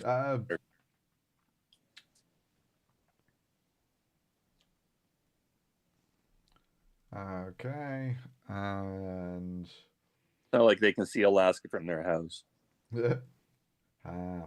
Palin. Do you ever see Iron Sky? They did a wonderful send up of Palin then. Oh yeah. And you would see the viscosity of the air now. You see how much the flaps are wobbling around. We're into sort of aerodynamic flight now. Yeah, so altitude is 20 kilometers. This is like at 18.3 it was 900. 900. Yeah, we're down to this is basically the speed of sound now. It's basically subsonic. The thing is a giant empty tube at this point. So you know the very early shuttle designs. The numbers, by the way, on the screen are the time axis is way off at this point. But yeah, so we're we're 10 kilometers. This is the altitude that jet planes fly at, and our 585. what's our speed? 585. 585. That's roughly half the speed of sound. And we have a very singed. You see all the oxide.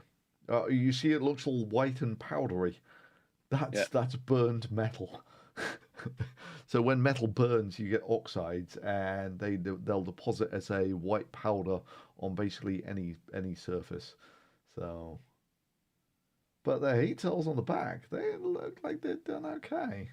The burnt metal flaps, not quite so much. And we're down to 5 kilometers. These are very human type altitudes now. Most people, if you've ever flown on a plane, you've been higher than this. And again, you see all the metal oxides that have precipitated out on the camera lens. That's why the camera lens is all cloudy. At 3 kilometers, it was 370. 370, which is 1/3 the speed of the sound. We're about, give or take, 200 miles per hour at the moment. 500 kilometers. No, it's 300 kilometers per. Yeah, 300 kilometers per hour. Okay. They're getting ready. Yep. And we're down to. Hey, let's see. But I mean, at this point, you've lost basically all of the energy. The landing burn is. Oh my God! Look how bloody singed it is. Have they lost all of the heat tiles? You see, yeah, boom, yeah. That's I don't think that's how it was meant to end. Yay, it exploded. Yay. But you see how orange it was? Yeah. That's not right. It's Nope. not meant to be no. Orange is it kind of look did they lose I don't know. How the hell do you get it to be orange? There is nothing on there that can be orange. Okay. Yeah, not quite sure what the deal is there. Been in their zone because there was a buoy there with a camera on it, so it just looked a lot further east than what I remember where it was supposed to go. Yeah. Actually, I've not checked in on the stream for all of this time, so... Hey. And... Yeah. We have... Okay, yeah. I'm looking at the stream. I should have been checking it. This is the thing. I am not a streamer by... This isn't my comfort zone. Yeah, we had a wonderful kaboom landing. Yeah, by Clown Mask. Lots of boomies. Yeah, I don't know what they're saying, but 100% reusable. Yeah. all they need is a lick of paint and a tube of super glue, and they'll be fine. Yep, just for the car wash and set it up right, fill it with gas, away we go. That's so crazy. But I mean, it was better than 7 and 8. Didn't actually, dissolve on the way down, so no disintegrations. Yeah. But yeah, I really would like to see a couple of, I don't know if they ever released the footages afterwards. I want to see the inside of the bay on the way down to see how glowing hot that got. That will have been glowing red hot, absolutely guaranteed. And I wonder if there's any contact with the ship from the Starlinks on the way out the door. Yeah. Something ripped a hole in the bottom of that fin. Okay, I'm a little confused. Okay, my stream is doing all sorts of weird stuff. I'm not entirely sure. No, we're still live on YouTube. So. Okay, that's good. Right, I'm a little confused because I just came back and it was showing what the stream looked like at the very beginning, and yeah. Hopefully, we had all of our charts going up there more or less live. I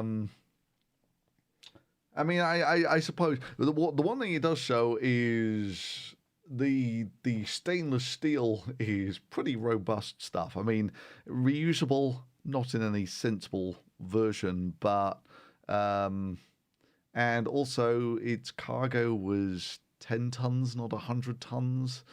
It launches basically an empty ship, but yeah, okay. SpaceX has killed their stream by the looks of things. Yeah. Yeah. Okay. Well, thankfully they keep their streams less than an hour. You know, the exact amount of time it takes to go to Mars. Yeah. Yeah. And only slightly singed and slightly exploded. So yeah. What did they learn on this flight?